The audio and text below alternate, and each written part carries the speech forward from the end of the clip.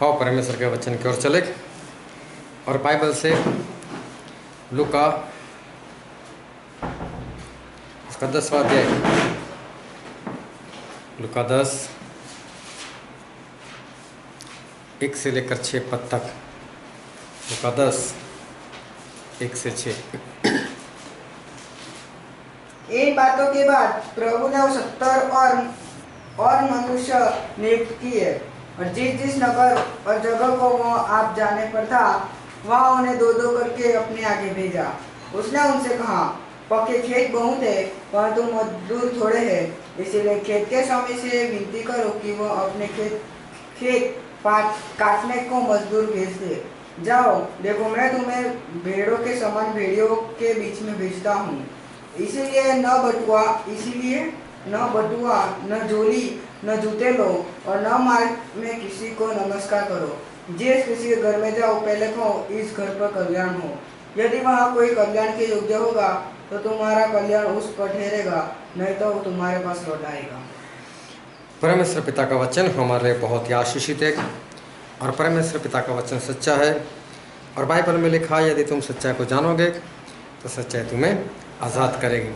एक बार फिर बहुत ध्यान से परमेश्वर के वचन को सुनना, ताकि परमेश्वर जो कहना चाहते वो समझ सके, ग्रहण कर सके और आने वाले समय में उसके अनुसार चल सके, ताकि स्वर्गराज के वारिस जो है वो हम हो सके। एक बार प्रभु यीशु बैतनिया गए थे और वहाँ से जब यरूशलेम की ओर निकल रहे थे तो उनको भूख बहुत लगी थी और रास्ते में जा रहे थे तो वहाँ पर बहुत सारे अंजीर के पेड़ थे।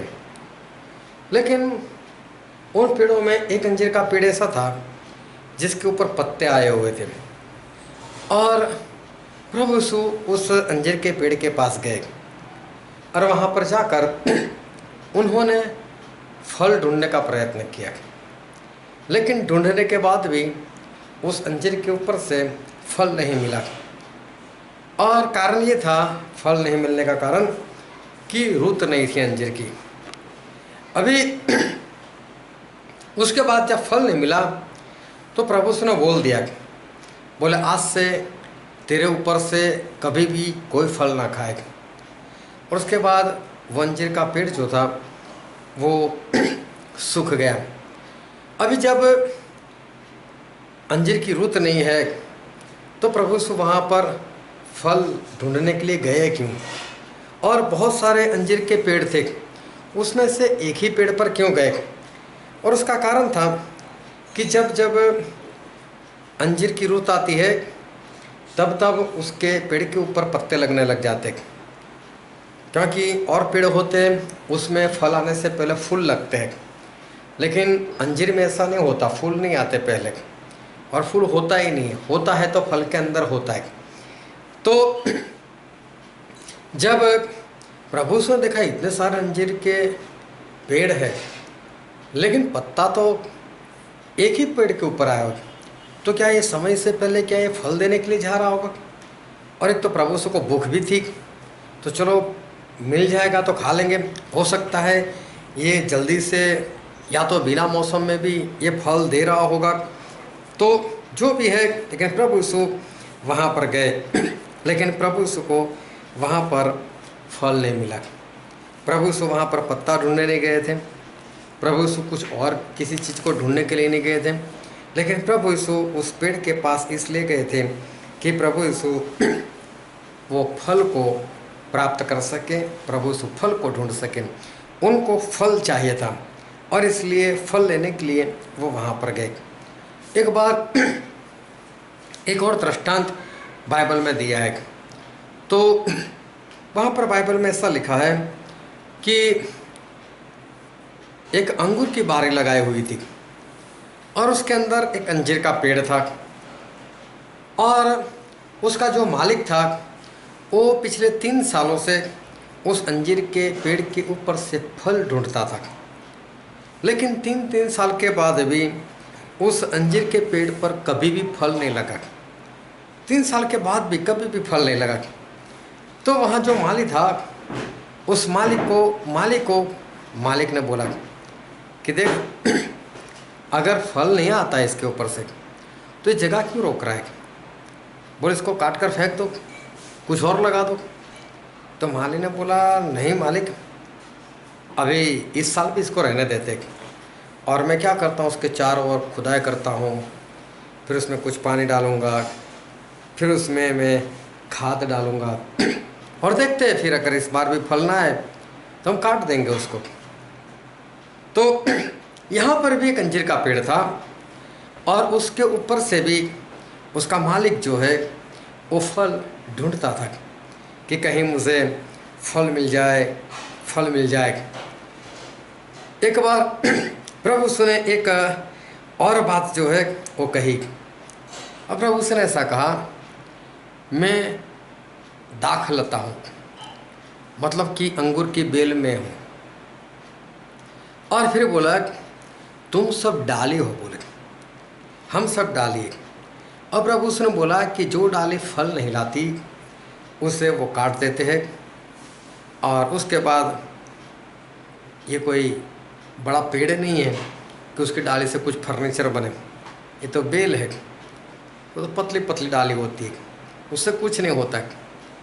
उसका फिर एक ही काम होता है, उसको आगे के अंदर डाल दो। तो बोले मैं दाख लेता हूँ, तुम डाली हो, जिसको फल लगते हैं, जिस डाले को फल आते हैं तो उसको वो और शुद्ध करते हैं, और जिस डाले को फल नहीं आता उस डाले को काट दिया जाता है। ये 3 जगह पर हमने देखा, ये सभी जगह पर पेड़ और फल की बात है, और सभी जगह पर जो ढूंढने की वाली बात है वो है फल। एक बार मैं किसी के घर में गया था, उनके पास काफ़ी ज़मीन थी, और वहाँ पर काफ़ी पेड़ भी थे। अनार का पेड़ था, जो अमरूद आता है उसका पेड़ था, फिर आम का पेड़ था। लेकिन उन्होंने एक बात बताई, बोले पेड़ तो बहुत सारे लेकिन फल किसी पर भी नहीं लगता, बोले फल आता ही नहीं हमारे यहाँ। तो मैंने बोला उसमें कौन सी बड़ी बात है, प्रार्थना करते हैं हम लोग, और प्रार्थना करेंगे तो फल लगेगा। तो उनके वहाँ जितने भी पेड़ थे सभी के लिए प्रार्थना कर दी, और उसके बाद से वहाँ पर जो फल है वो फल लगना शुरू हो गया। तो जो महत्वपूर्ण चीज़ है वो फल है, जो महत्वपूर्ण है वो है फल। अगर फल नहीं तो फिर वो जो पेड़ है वो पेड़ फिर किस काम का? अगर फल ना लगे तो फिर पेड़ जो है वो पेड़ किस काम का? जो 2 जगह पर हमने अंजीर के पेड़ की बात की, एक तो मरकुस उसके 11वें अध्याय में लिखा है, लुका उसके 13वें अध्याय में लिखा है, और अंगूर की बेल मतलब कि दाखलता वो प्रभु यीशु है, वो यूहन्ना 15 में लिखा है। ये तीनों जगह जो हमने देखा, वो तीनों जगह पर परमेश्वर ये कहना चाहते हैं कि जो अंजीर का पेड़ है, या तो अंगूर की जो बेल है, जो दाखलता है, उसकी जो डाली वो हम है। अंजीर का पेड़ वो भी हम है, हम इंसान, और अंगूर के ऊपर जो डाली लगी है वो डाली भी हम ही है। हमारे परमेश्वर हमसे क्या चाहते हैं? हमारे परमेश्वर जो है वो हमसे फल चाहते हैं। हमारे परमेश्वर जो है वो हमसे फल चाहते हैं, लेकिन कौन सा फल? बहुत ध्यान समझना कि हमारे परमेश्वर हमसे कौन सा फल चाहते हैं। मत्ती 3 और उसके 8वें पद में लिखा है, मन फिराव का फल, पश्चाताप का फल। गलाती 5 और 22 और 23 में वहाँ पर लिखा है, वहाँ है पवित्र आत्मा के फल। एक है मन फिराव का फल, एक है पवित्र आत्मा के फल। हम जो लोग काम करते हैं परमेश्वर का, दूसरों को सुसमाचार देते हैं, दूसरे के लिए प्रार्थना करते हैं, और किसी को मसीह में लेकर आते, आत्मा जितना वो भी एक फल की बात है, उसको भी परमेश्वर फल कहते हैं। तुम बहुत सारे फल लेकर आओ, मतलब आत्मा जीत कर आओ, उसमें मेरे पिता को महिमा मिलता है, उससे तुम मेरे चेले ठहरोगे।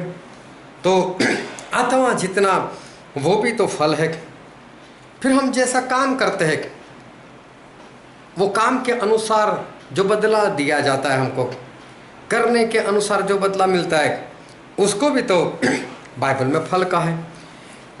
मन फिराव का फल, पवित्र आत्मा का फल, हम आत्मा जीतते हैं वो फल, और फिर करने के अनुसार जो मिलता है वो भी फल।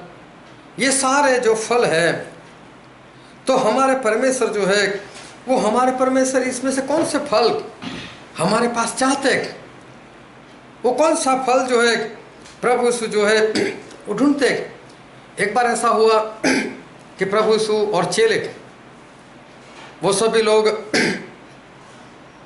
समुद्र में किश्ती में बैठकर जा रहे थे।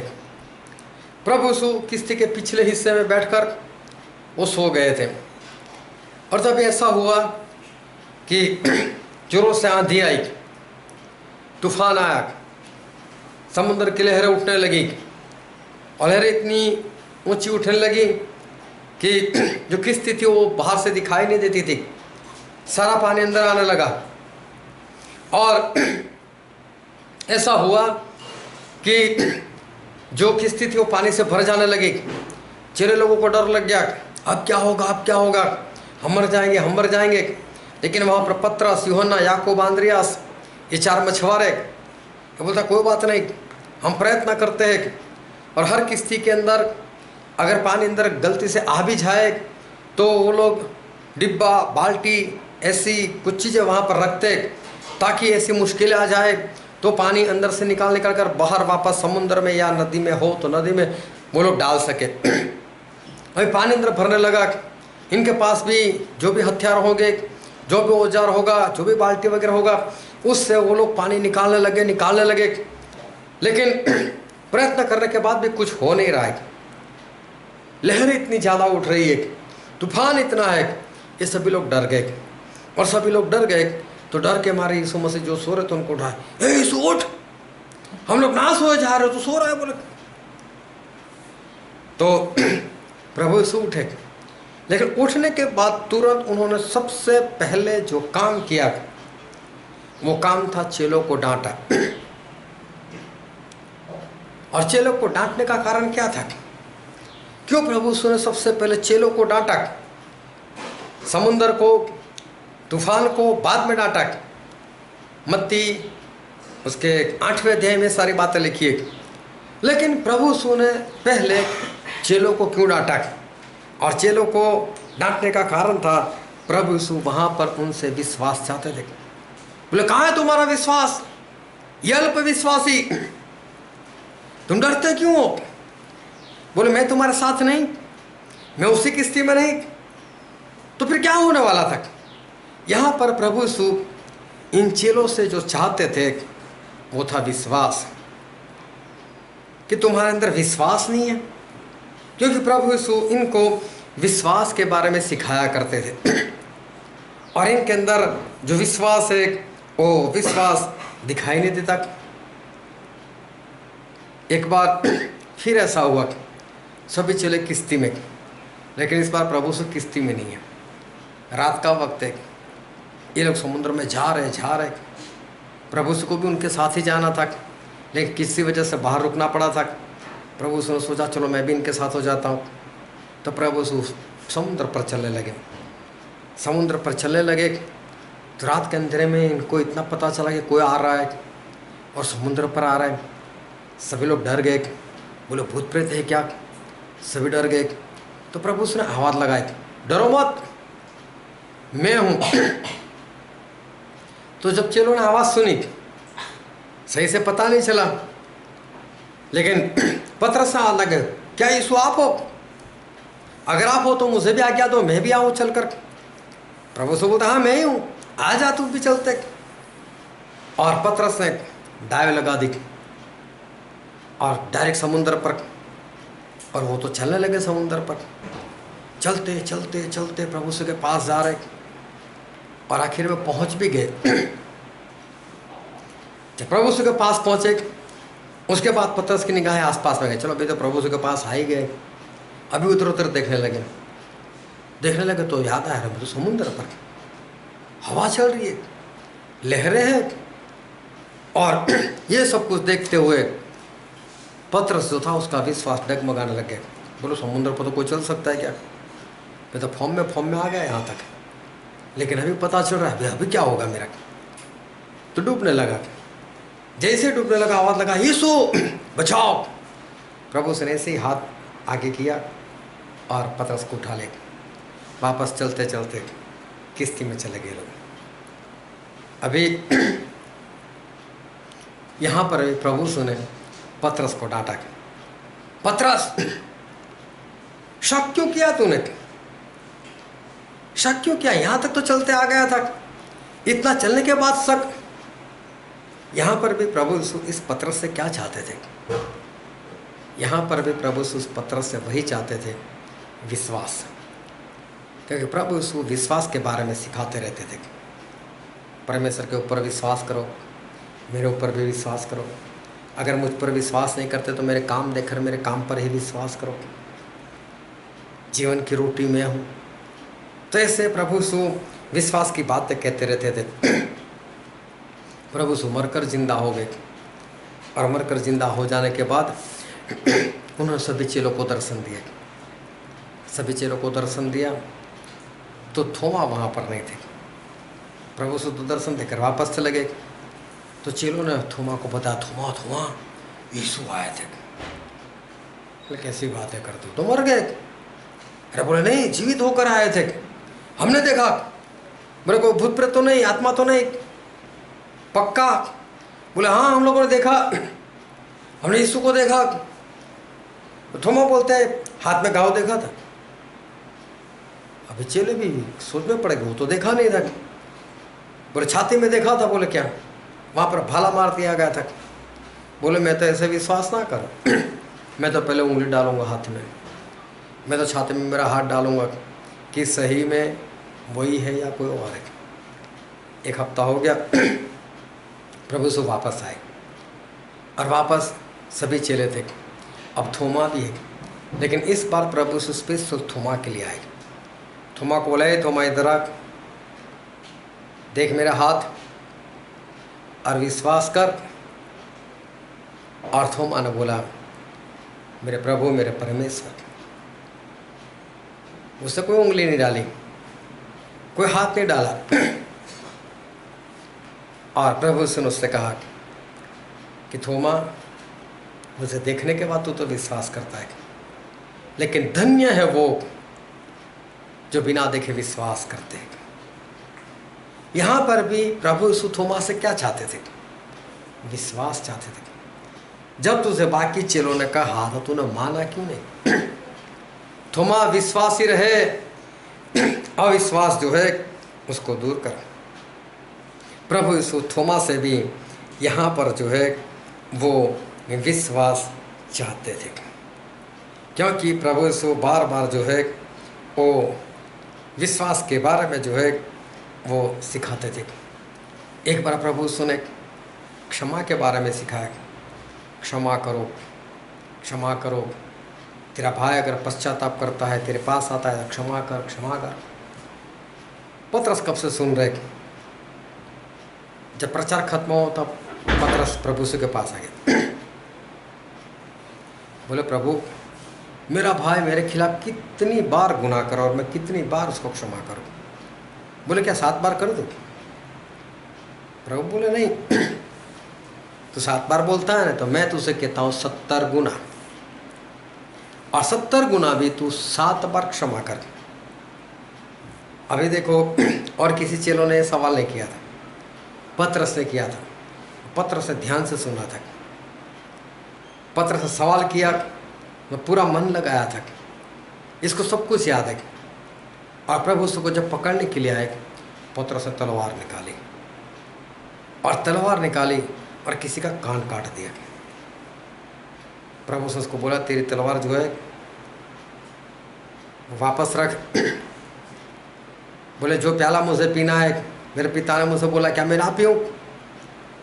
जो तलवार उठाएगा वो तलवार से नाश हो जाएगा, क्या मैं तुझे बताया नहीं? परमेश्वर प्रभु सुने यहाँ पर भी पतरस को डांटा। क्या कारण था? मैंने तुझे क्षमा के बारे में सिखाया था, तूने भी क्षमा के बारे में जाना था। मेरी शिक्षा है कहाँ पर? तूने सवाल किया था, मतलब तूने जाना था, लेकिन फिर भी जब उस शिक्षा के अनुसार चलना होता है तब कहाँ है वो बात? तुझे माफ करना चाहिए था, तुझे यहाँ पर कुछ नहीं कर रहा था, तो पतरस तेरे अंदर वो वाली बात जो है वो बात कहाँ है? प्रभु यीशु जो जो सिखाते थे वो सारी बातें प्रभु यीशु अपने चेलों में देखना चाहते थे। जो सिखाते थे वो करने के अंदर प्रभु यीशु जो है अपने चेलों के अंदर वो देखना चाहते थे। और आज जो वचन हमने पढ़ा था लूका उसका 10वां अध्याय, और वहाँ पर प्रभु यीशु जो है 70 चेले ठहराते हैं। 70 चेलों को दो दो की पैर में अलग अलग जगह पर भेजते हैं। लेकिन वहाँ पर प्रभु यीशु उनसे एक बात करते हैं, और पढ़ तो उसका 2 पद। उसने उनसे कहा, पके खेत बहुत है परंतु मजदूर थोड़े हैं, इसलिए खेत के स्वामी से विनती करो कि वो अपने खेत काटने को मजदूर भेज दे। इसको गुजराती में पढ़ो यार।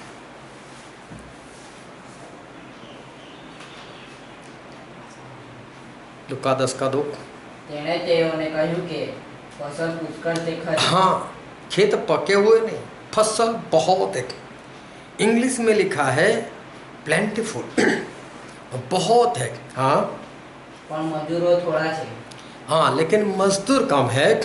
हाँ માટે તમે ફસલના ધણીને प्रार्थना करो हाँ, फसल के स्वामी की प्रार्थना करो કે પોતાની फसल સારું મજૂરો મોકલે। हाँ, कि फसल के लिए मजदूर को भेजे। ये हिंदी वाला सही में बहुत बिगाड़ कर रख दिया इन लोगों ने। पके खेत नहीं, ऐसा लिखा है फसल बहुत है, और काटने की बात तो यहाँ पर लिखी ही नहीं है।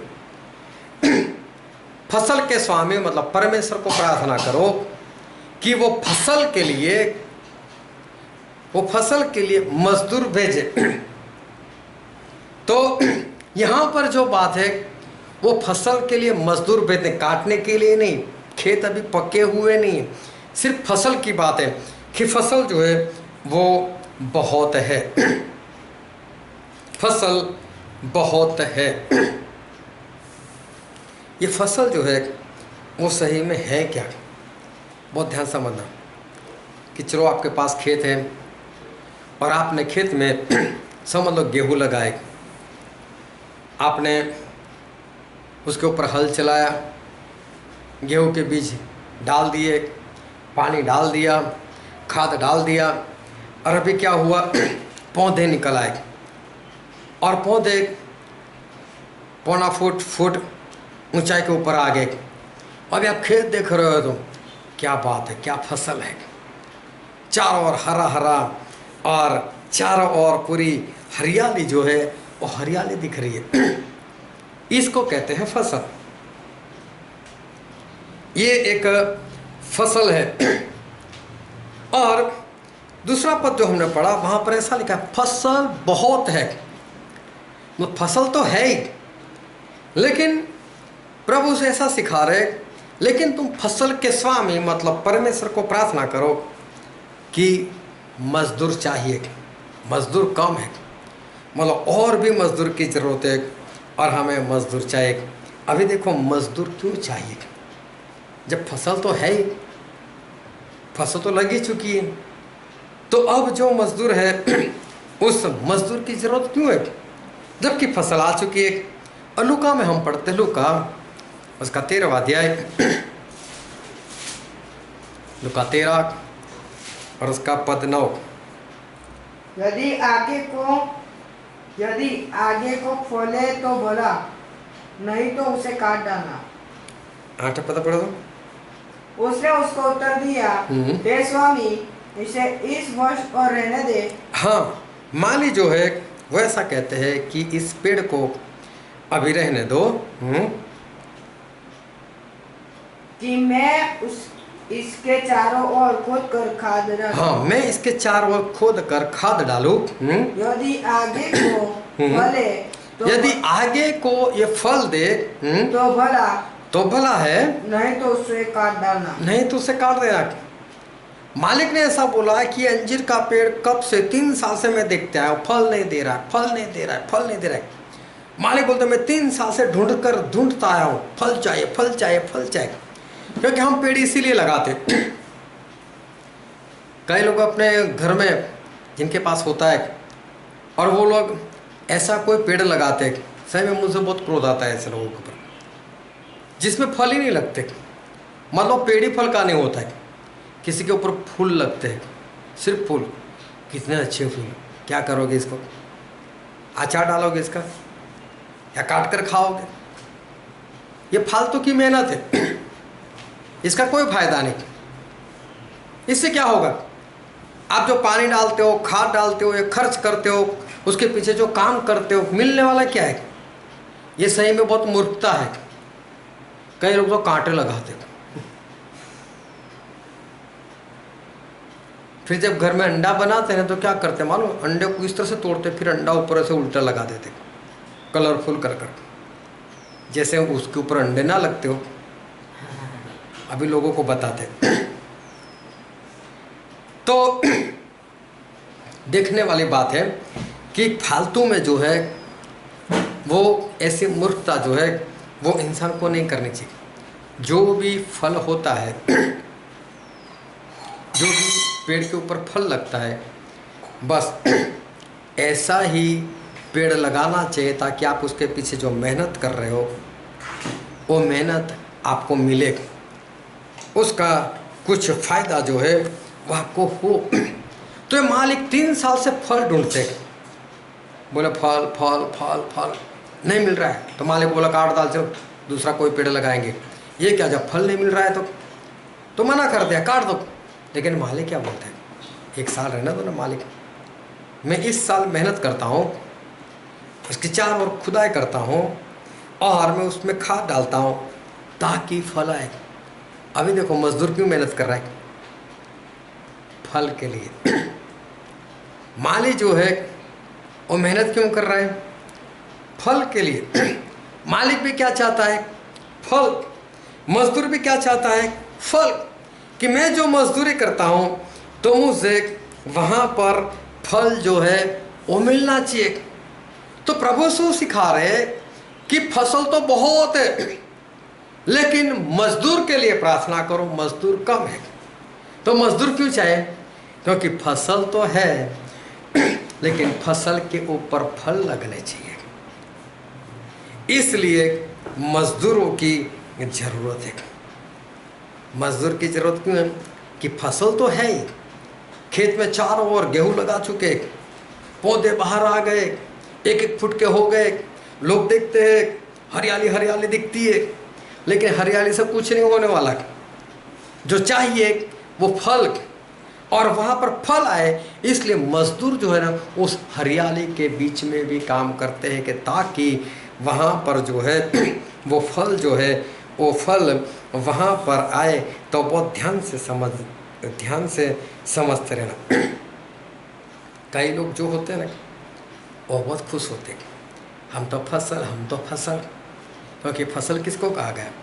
हम लोगों को, विश्वासी लोगों को कहा गया है फसल। प्रभु से कहा फसल बहुत है, मतलब हम विश्वासी लोगों को कहा गया कि फसल तो बहुत है, लेकिन फसल नहीं चाहिए, फसल में फल चाहिए। तो बोले मजदूरों के लिए प्रार्थना करो ताकि मजदूर आए और मजदूर कुछ मेहनत करें। लेकिन कई लोग जो है वो बहुत खुश होते हैं, हम तो फसल है, उस जाल के अंदर जो है ना उनके समान। अभी बहुत ध्यान समझना, मत्ती में ऐसा लिखा है, मत्ती उसका 13वां अध्याय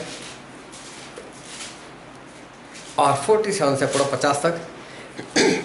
फिर स्वर्ग का राज्य उस बड़े जाल के समान है जो समुद्र में डाला गया और हर प्रकार की मछलियों को समेट लाया। और जब जाल भर गया तो मछुए उसको किनारे पर खींच लाए और बैठकर अच्छी अच्छी तो बर्तनों में इकट्ठा की और निक्का में फेंक दी। जगत के अंत में ऐसा ही होगा। स्वर्गदूत आकर दुष्टों को धर्मियों से अलग करेंगे और उन्हें आग के कुंड में डालेंगे जहाँ रोना और दांत पीसना होगा। अभी बहुत ध्यान समझना, ये भी स्वर्ग के राज का एक दृष्टांत है। और दृष्टांत में ऐसा कहा गया कि परमेश्वर का राज कैसा है, तो बोले एक जाल के समान। एक एक शब्द पर ध्यान रखना, तब ये जो दृष्टांत है वो समझ में आएगा। परमेश्वर का राज एक जाल के समान है। जाल में बहुत कुछ आया, लेकिन जाल डालिए सिर्फ मछली के लिए। कोई भी इंसान जाल डालता है तो मछली के लिए, मगरमच्छ के लिए नहीं, सांप के लिए नहीं डालता। आने को तो कुछ भी आ सकता है, और समुद्र में जाल है मतलब बड़ी जाल है। लेकिन जब उसको बाहर निकाला गया तो वो बाइबल में लिखने के अनुसार जाल को बाहर खींचना मतलब प्रभु यीशु का दूसरी बार आना, अंतिम दिन। उस दिन स्वर्गदूत क्या करेंगे, उस जाल के अंदर क्या क्या था देखेंगे, और मछली के सिवा जितनी भी चीज़ होगी उसको बाहर निकाल देंगे, निकम्मी चीज़ों को उसको आग में जला देंगे। लेकिन जो मछली है उसको स्वर्ग के राज में इकट्ठा करेंगे। तो जाल जो है वो परमेश्वर के राज के समान है। उसके अंदर सब कुछ आ गया। अभी उसके अंदर सांप भी आ गया। सांप जो है उसको तो शैतान के साथ ही तुलना की उसकी। सांप मतलब शैतान, उसको तो जहरीला होता है। जबाने से बाहर निकाल, उसकी जबान भी देखना पतली, और आगे से मालूम नहीं वो फटी हुई ऐसे होती है, दो बाजू दिखाई देती है। इधर भी बोलता है, इधर भी बोलता है। उसका बोलना इतना जहरीला होता है, इंसान को कुछ करने की जरूरत नहीं, बिना जहर ही मर जाए इंसान। ऐसे बोलने वाले लोग हैं। तो कुछ लोग सांप के समान, लेकिन जाल में ना परमेश्वर का रात तो जाल के समान, हम तो जाल में आ गए, हालेलुया हालेलुया। लेकिन जबान में जहर वो नहीं मालूम, उनको जहर उगलते वो नहीं मालूम। उनको ऐसा जाल में ना मतलब स्वर्ग के राज में घुस गए बहुत आनंद से। उसमें मगरमच्छ भी आ गया। मगरमच्छ को तो बाइबल में बोला लेवियाथान, मतलब समुद्र में रहने वाला राक्षस। उसको भी शैतान के साथ उसकी तुलना की, उसकी भी शैतान के साथ तुलना की। बोले क्या तू मगरमच्छ को बांध कर रख सकता है? शैतान की बात की। वो तो बहुत घमंडी है। अभी कई लोग घमंडी है। मेरी गवर्नमेंट जॉब थी, मैं इतने कमाई कर ले आया, तू क्या लेकर आया? मैंने घर बनाया, तूने क्या बनाया? घमंडी लोग भी जाल में। हम तो बच गए, जाल में है ना, हम तो जाल में है ना। केकड़ा भी वहाँ पर आ गया। कई लोगों की आंखें ऐसी होती है ना कि एक आंख दूसरी आंख को ही देखती है।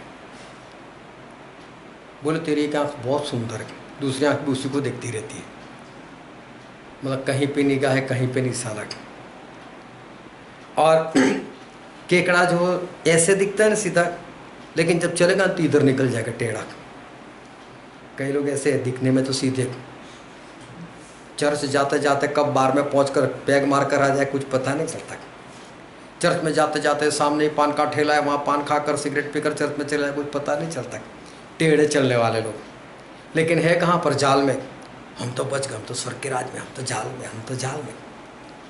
शंख के समान उसके अंदर छोटा सा जंतु आता है, बाहर से इतना मजबूत लेकिन अंदर से कुछ नहीं। कभी समुद्र के किनारे जाना और देखना वो किनारे पर ऐसे घूमते रहते, लेकिन जैसे आपकी पैर की हटाएंगे ना चुपचाप अंदर घुसकर बैठ जाएंगे, बाहर नहीं निकलेंगे। आप उसके ऊपर पैर रख दो, उसको कुछ नहीं होगा। हो सकता है आपको लगे, लेकिन उससे कुछ नहीं होगा। लेकिन पैरों की आहार से अंदर घुस जाता है, इतना डरपोक है वो। बाहर से इतना मजबूत, अंदर से ऐसा। कई लोग विश्वास में ऐसे होते, बाहर परमेश्वर क्या नहीं कर सकते, क्या नहीं कर सकते, और हल्का सा बुखार देखे तो खाट के ऊपर दो रजाई लेकर सोया पड़ा है, और बोला प्रभु यीशु है, नहीं उठा जाता उनसे। विश्वास में बड़े दिखने वाले, मजबूत दिखने वाले, लेकिन कमज़ोर नहीं जाएंगे स्वर्ग में। लेकिन है जाल में तो उनको कैसा लगता है, हम बच गए, हम बच गए, हम बच गए। लेकिन जाल को बाहर कब खींचने वाले? अंत के दिन। उस वक्त ये लोग कुछ भी नहीं कर पाएंगे।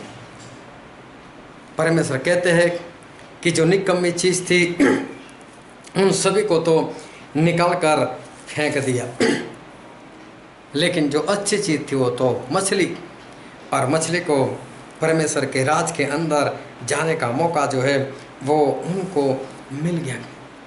अब इनको पता चले, सांप को, जहरीले लोगों को, घमंडी लोगों को, टेढ़ा चलने वाले लोगों को, बाहर से मजबूत लेकिन अंदर से कमज़ोर विश्वास में ऐसे लोगों को अब पता चला आखिरी दिन, अरे हम तो रह गए।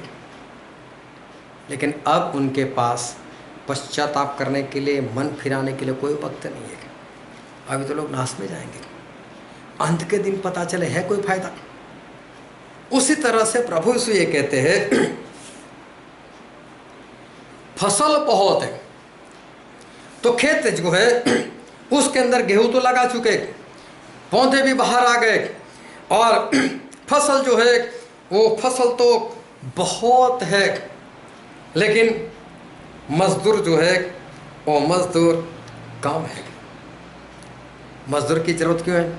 ताकि मजदूर कुछ मेहनत करे और उस फसल के अंदर फल लगे।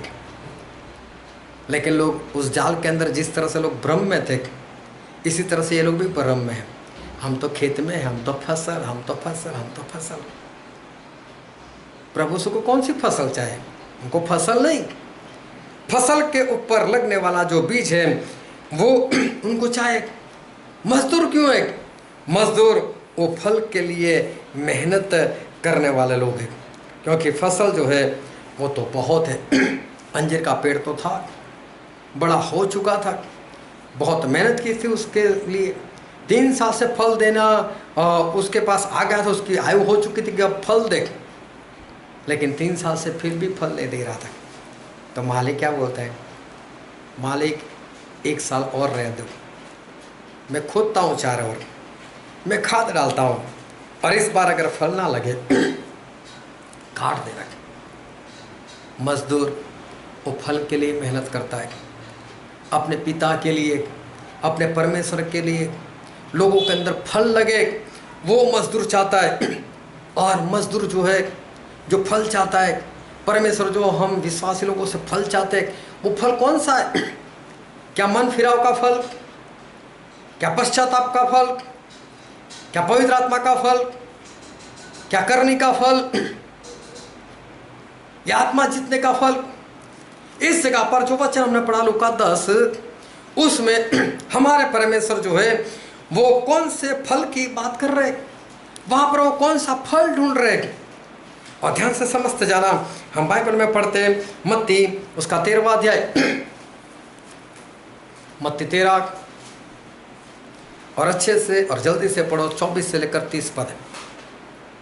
यीशु ने उन्हें एक और दृष्टांत दिया, स्वर्ग का राज्य उस मनुष्य के समान है जिसने अपने खेत में अच्छा बीज बोया। पर जब लोग सो रहे थे तो उसका शत्रु आकर गेहूं के बीच जंगली बीज बोकर चला गया। गेहूं के बीच मतलब गेहूं का बीज लगाया था, और वहां पर जंगली बीज लगाकर कोई दुश्मन चला गया। हाँ, जब अंकुर निकले और बालें लगी तो जंगली दाने के पौधे भी दिखाई दिए। इस पर गृहस्थ के दासों ने जाकर उससे कहा, हे स्वामी, क्या तूने अपने खेत में अच्छा बीज न बोया था?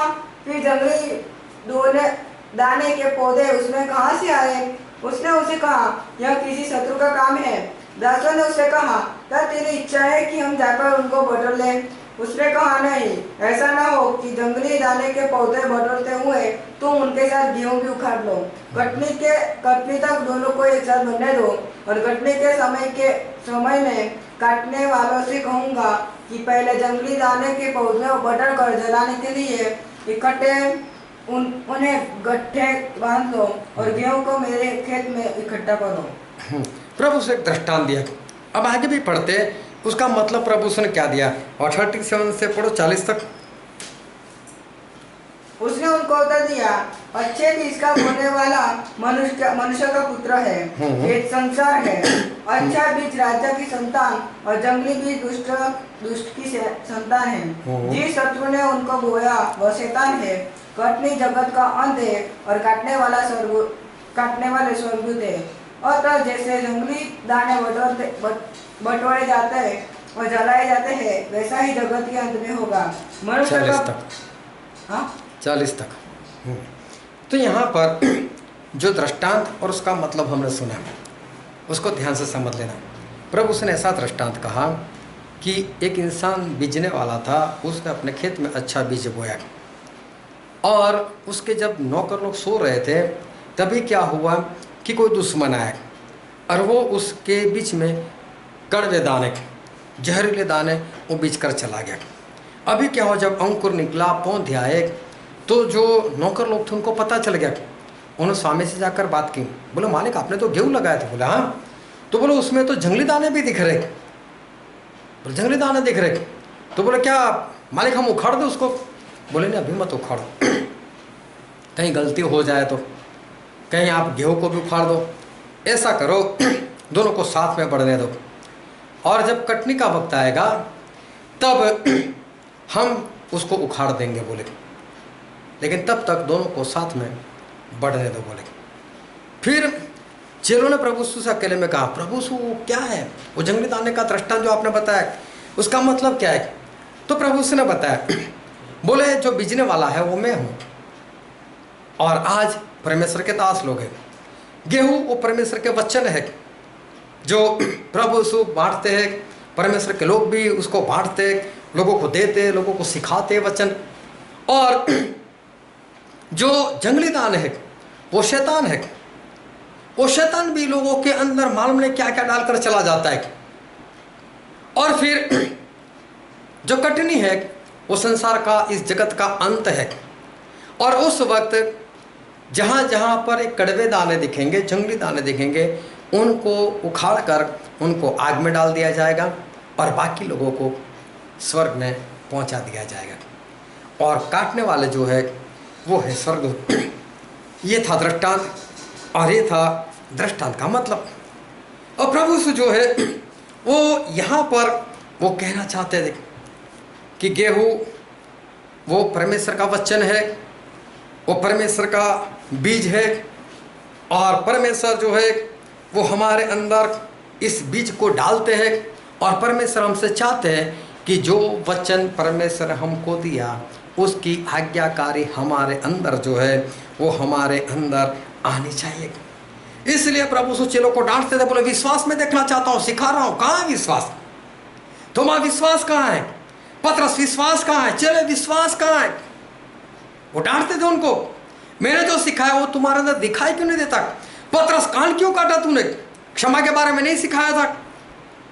एक सिखाने वाले जब किसी को सिखाते और जब उसके अंदर वो वाली हरकत नहीं दिखाई देती, मालूम है सिखाने वाले के अंदर, उसके दिल के अंदर कैसी बीतती है, क्योंकि वो चाहता है मैंने सिखाया है तो इसके अंदर वो वाली बात होनी ही चाहिए। मैंने कितनी मेहनत से सिखाया इसको, वो वाली बात जो है इसके अंदर होनी ही चाहिए। लेकिन जब नहीं दिखाई देती तो अंदर से क्रोध आता है, मैं तो सिखाया था, मानने के लिए सिखाया था। प्रभु यीशु ये फल देख रहे, आज्ञाकारी का फल। जो लूका 10 हमने वचन पढ़ा, उसमें जो फसल की बात है, वो फसल यहाँ पर प्रभु यही कहना चाहते, उस फसल में जो फल की बात देखना चाहते, वो आज्ञाकारी के फल की बात है कि मैंने जो वचन तुम्हें सिखाए वो कहाँ पर है, वो कहाँ पर है। मैं तो वो चाहता हूँ कि जो मैंने तुम्हें सिखाया है, लेकिन शैतान भी बीज डालकर चला जाता है। और यूहन्ना में लिखा, यूहन्ना उसका 13वां अध्याय और पढ़ो तो उसका 2 पद। जब शैतान समौन के पुत्र यहूदा इस्करियोती के मन में यह डाल चुका था, हाँ, शैतान यहूदा इस्करियोत के मन में ये डाल चुका था कि उसे पकड़वाए, कि प्रभु यीशु को पकड़वाए। तो देखो शैतान जो है वो परमेश्वर के लोगों के अंदर ही डाल देता है परमेश्वर के विरोध में किस तरह से जाना है। कौन सी आज्ञा को किस तरह से नहीं मानना है, आज्ञा कैसे तोड़नी है।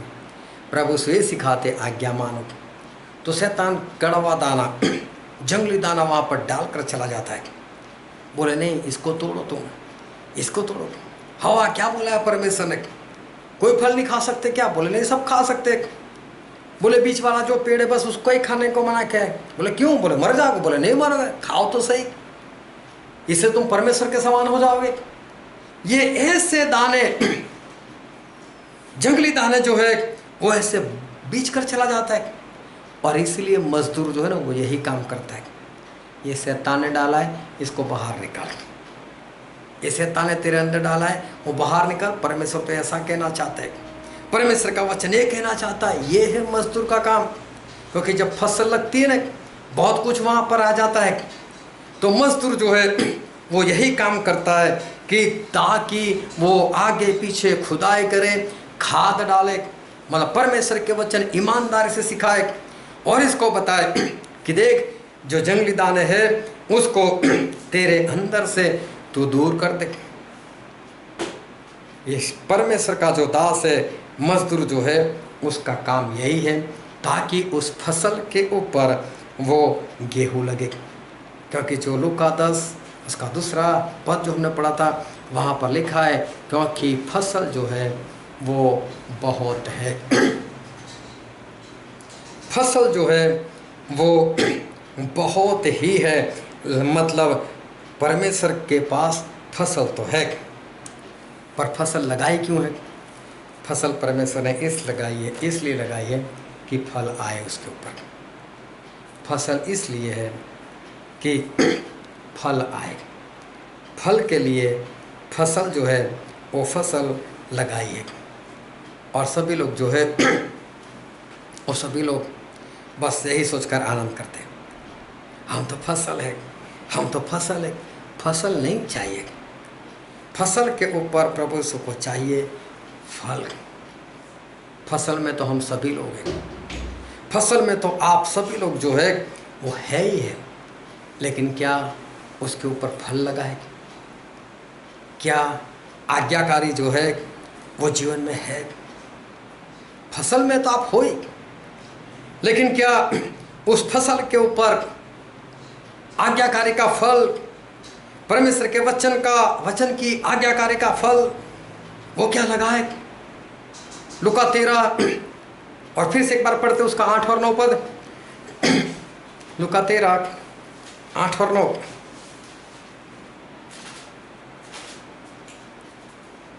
उसने उसको उत्तर दिया, हे स्वामी, इसे इस वर्ष को और रहने दे। हाँ, ये मजदूर बोलता है कि मालिक 1 साल और रहने दो उसको, 1 साल और रहने दो। क्या करूंगा मैं? कि मैं इसके चारों ओर खोद कर खाद डालूं। मैं चारों ओर खोद कर खाद डालूं। हर बार मजदूर जो परमेश्वर से विनती करता है, प्रभु इसको मत मरने दो, इसको मत मरने दो, इसको ना मरने दो। मैं वक्त मांगता हूँ प्रभु, मैं और मेहनत करूंगा, और चारों इसकी खुदाई करूंगा, और खाद डालूंगा, और मैं प्रार्थना करूंगा, और मैं वचन दूंगा, और मैं इसको मीटिंग में लेकर जाऊंगा। लेकिन प्रभु मैं फल लाने का पूरा प्रयत्न करूंगा। मजदूर जो है वो मजदूर यही काम करते, लेकिन अंत आ जाए तो क्या फायदा? अगर अंत हो जाए तो क्या फायदा? और बहुत ध्यान समझना, अभी इस धरती के ऊपर हम अंतिम दिनों के भी अंतिम हिस्से में आ चुके। हर रोज हम इस अंतिम दिन को याद करते। जब पतरस ने पहली बार प्रचार किया था तभी उन्होंने बताया था कि अंतिम दिन, तो आज तकरीबन 1900 से 2000 साल हो गए। तो इसका मतलब ये है कि हम अंतिम दिनों के भी अंतिम हिस्से में जो है हम आ चुके। अभी फसल फसल फसल और मैं फसल, उसमें रहने की ज़रूरत नहीं है। अब तो ये देखना है कि फसल तो हम है ही है, लेकिन हमारे ऊपर फल लगे हैं क्या? आज्ञाकारी का फल जो है वो फल है कि नहीं?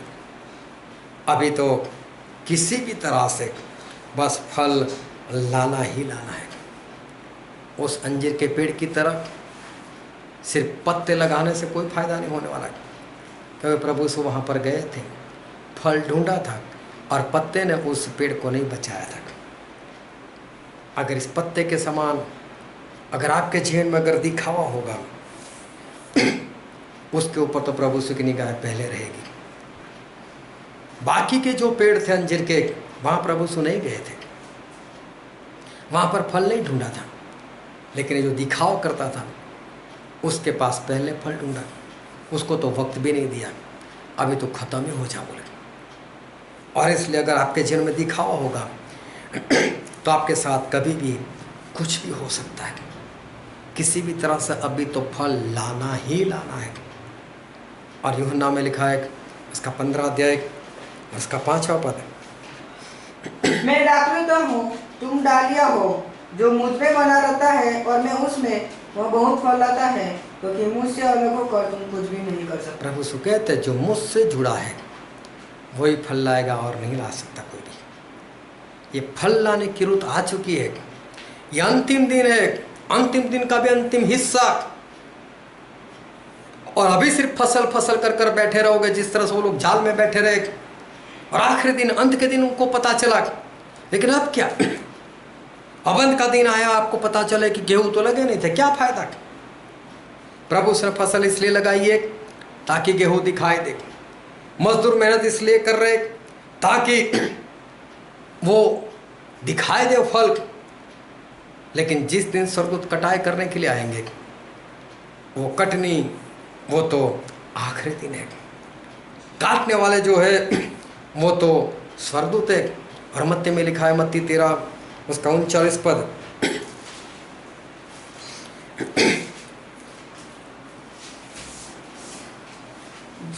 जिस शत्रु ने उनको बोया वह शैतान है। कटनी जगत का अंत है, कटनी जगत का अंत है और काटने वाले स्वर्गदूत हैं। और काटने वाले स्वर्गदूत है। बहुत स्पष्ट बात है, काटने वाले स्वर्गदूत है, कटनी जगत का अंत है। खेत में अभी फसल है, पके नहीं है, लेकिन अब समझो कटने की रुत तो बहुत जल्द आने वाली है। अब इंसान के पास वक्त नहीं है। और मत्ती में लिखा है उसका 24वां अध्याय और उसका 31वां पद,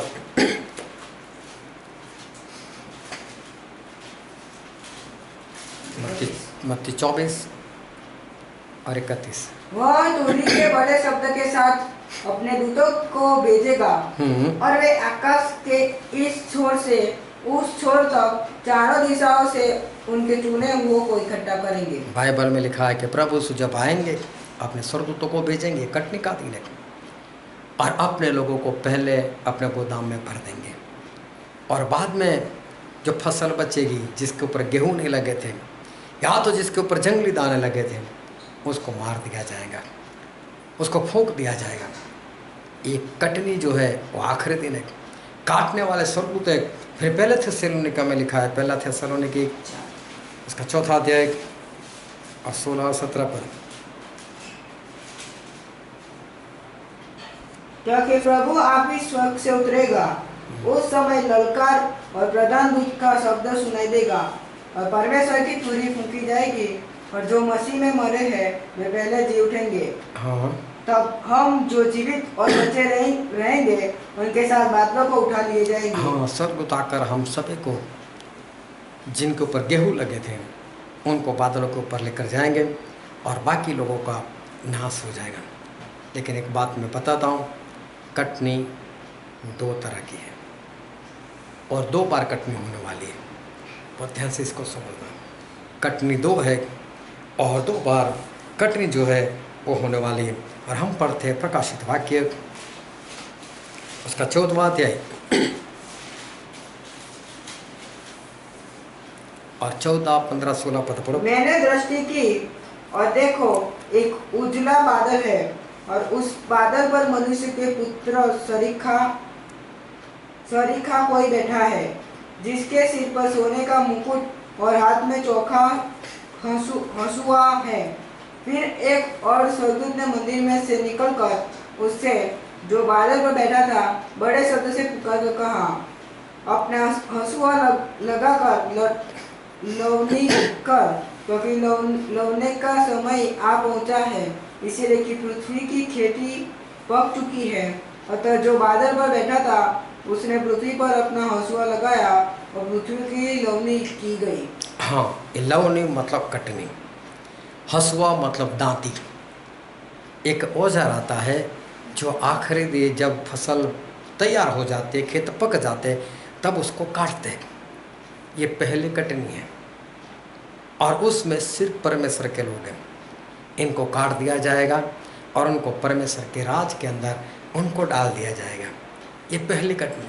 दूसरी कटनी तुरंत ही है, उसी वक्त, उसी दिन, उसी पल। फिर आगे पढ़ो।